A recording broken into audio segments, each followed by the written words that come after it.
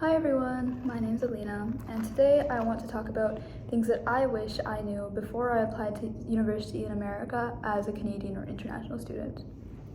So just a little bit about me, since this is my first video on this channel. I just recently graduated high school in June. I live in the Greater Toronto area, and I'm going to university next year for life sciences, which is a general pre-med program basically if you want to compare to the States. So on to the video. The first thing that really shocked me about the American university system is the hierarchy that exists there, because in Canada, most universities are comparable. I know that people only know like U of T or maybe Western, but if you go to U of T, UBC, Waterloo, McMaster, they're all very comparable. There's no Ivy Leagues in Canada. There's no huge disparity. If you go to anyone, they're pretty good. In America though, the hierarchy between universities was a huge shock. I had people telling me not to apply to certain schools like UCLA because they were mid, which as a Canadian, UCLA was like, wow, it was like way up there. It was hard to even imagine getting in there. It's like if it's not an internationally renowned school, then there's no point in going there, which is strange. And the concept of state schools and charging schools as an out-of-state fee was also very new to me, because the most I'd ever seen in Canada was charging international student fees, which again wasn't nearly as pricey as it was for American schools. On that same topic, I wish I'd considered the academic culture and reputation of each school I applied to beforehand, because for example, I thought there was no good schools other than the Ivy Leagues and a few second tier ones like JHU or NYU, which is simply not true, especially coming from me. So I cannot stress this enough, make sure to do your research and avoid this bias in your applications, because it's your future they're going to impact, and any school is better than no school. So side note, sorry if it looks like I'm looking up and reading notes a lot. It's just my first video and I have a lot to say, so bear with me. Okay, number 2. The application process difference in Canada versus in America. So I did high school in Ontario, so most of what I say will apply to Ontario, but I did grow up in Alberta, which is a different province, so I can only speak for those two really.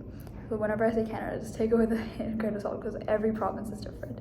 So some of the key differences between the application processes in Canada and the States include, first, even if a school says that they are test optional, it is kind of an unknown, unspoken rule or requirement to do the SAT or an ACT as an international student, especially because I plan on making more videos going more in depth of my SAT experience, but I did take it twice and got a decent score. I got a 1540, 800 math, 740 reading, super score, and that's because Canada is considered international regardless of our proximity to the States. So having a strong SAT or ACT score puts you up there with the US nationals, and it just standardizes your application a little bit more. Next in this topic are application essays. So in Canada and especially Ontario, we have what are called supplementary applications, where it's common to write a couple short answer essays. They're more like just answering questions, we're just like, alongside your official school transcripts, they'll ask you a couple of questions. The ones that I had to fill out were really silly because I guess the programs were really hard to get into, so they were asking really creative questions, but it's not uncommon to not have to write any sub-apps either. I applied to 10 programs in Canada and I only had to write 3 sub-apps, which was around 7 essays total, and they weren't even essays, they were like 500 character responses, However, in the States, it is expected actually to answer several written questions for every single university you apply to. For the 9 American schools I applied to, which were Harvard, Yale, Stanford, Princeton, JHU, Johns Hopkins, NYU, UCLA, UPenn, and Columbia, I wrote around 40 essays and short answers. It was crazy. Oh my gosh, my winter break was just writing those essays. Next is that in Canada, you apply for the program, whereas in America, you apply for the school. So in Canada, each program, regardless of the school, has different conditions and courses you have to take so that you can even be considered for that program to be accepted. And admission into one program does not guarantee admission into the other ones of that same school. Versus in America, you submit a general application to school and you just fill out your interested majors with a few backups, and if admitted, they'll select your major for you. Like, I remember when I applied for UCLA, they asked me what my main interest was, and I think I said molecular biology, and then they asked what my backup was, so I just said general biology. Whereas in Canada, I would have applied to a biology program, which it's not even called a biology program, it's called like a life sciences or health sciences or something like that. So it's a program, not just a major. I'd apply to that, and then I'd have to apply to another one, which is 2 separate application fees. Okay, next is rec letters. They are a huge part of the US application process, and they're kept so secret. Like, once you upload it to the College Board, they'll email the teachers, and they will have the teachers sign and say that the student did not tamper with them, which is absolutely, it was such a shock to me because I had no idea that's how important they were. Like, the students cannot tamper with them, can't look at them or anything. And I had no idea about it since the only times I had ever required a rec letter was for scholarships, and even then it wasn't so so important that it would decide my application, or that it would decide my admission. Okay, moving on. Third thing that shocked me was the cost and financial aid, especially being an international student. So when it comes to cost, attending and applying to American universities is way more expensive than in Canada. Even for an American citizen, applications averaged around 80 USD, while they were around 50 Canadian dollars for me, and like 100 for a few programs.